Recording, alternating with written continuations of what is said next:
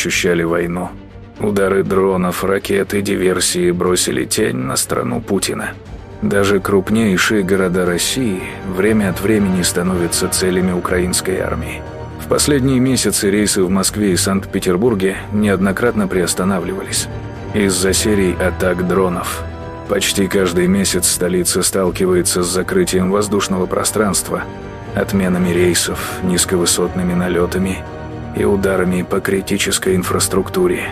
Это превратилось не в разовое событие, а в повторяющийся ритм. Началось все в середине марта, когда серия атак подняла планку угроз в столице. 11 марта 2025 года Москва пережила один из крупнейших налетов БПЛА. Усилились действия ПВО, рейсы были приостановлены, город погрузился в тревогу. Записи показывали, удар наносился не с одного направления, а сразу с нескольких. Жители впервые ощутили продолжительное напряжение под небом мегаполиса. После этого термины «ночное закрытие» и «экономика тревоги» вошли в повседневную жизнь. В мае давление возобновилось, гражданская авиация снова пострадала. 6 мая операции на ряде аэропортов временно приостановили, а 25 мая повторилась схожая ситуация. Для пассажиров это стало стрессом, разрушившим планы перед сезоном отпусков. Даже если рейсы не отменялись полностью, сотни рейсов и тысячи маршрутов срывались. Уведомления в приложениях стали пугать не меньше, чем сирены. В июне частота атак возросла. 8 июня снова остановили полеты вокруг Москвы и Петербурга.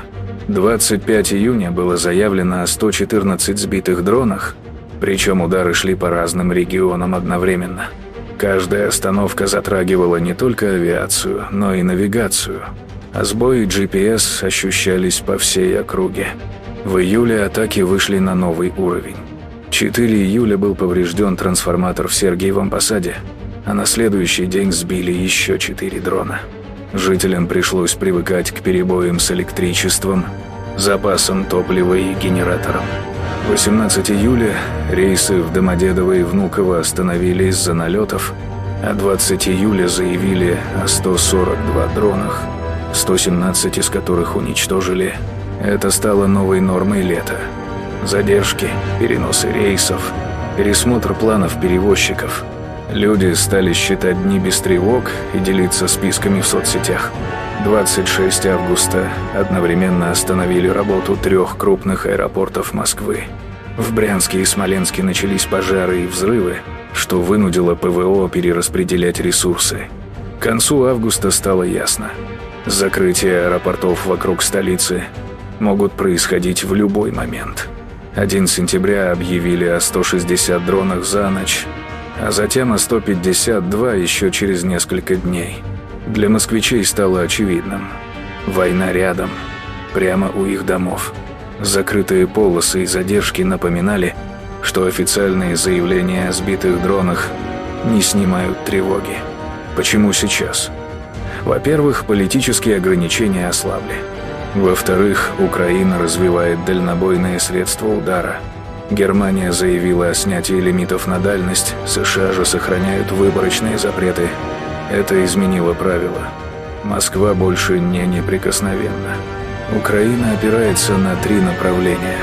Крылатые ракеты «Фламинго» дальностью до 3000 км, американские боеприпасы «Ирам» с точными ударами по глубоким тылам и новое поколение дронов «Палёнице» с ИИ-наведением и роями.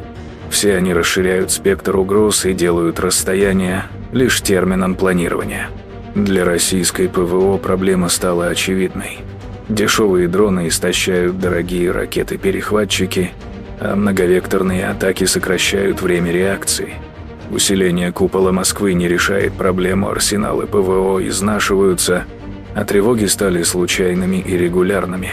На стратегическом уровне разногласия между Берлином и Вашингтоном формируют неопределенность для Кремля. Неизвестно, какие платформы применят в очередную ночь. Высокие цифры сбитых целей не отвечают на главный вопрос граждан. Почему снова задержки? Людям важен не технический отчет, а срыв их повседневной жизни. Соцпсихология города страдает больше от множества мелких тревог, чем от одного крупного взрыва. Закрытые аэропорты влияют на работу, школу, поездки пожилых. Привычная устойчивость мегаполиса размывается. Итог последних месяцев двоен. С одной стороны, ПВО активно сбивает цели. С другой, гражданская жизнь нарушена. Москва больше не безопасна. Ведь безопасность теперь измеряется не тишиной сирен, а тем, насколько ровно идет городской календарь. Украина переписала эту логику. Каждая тревога стала частью новой нормы столицы –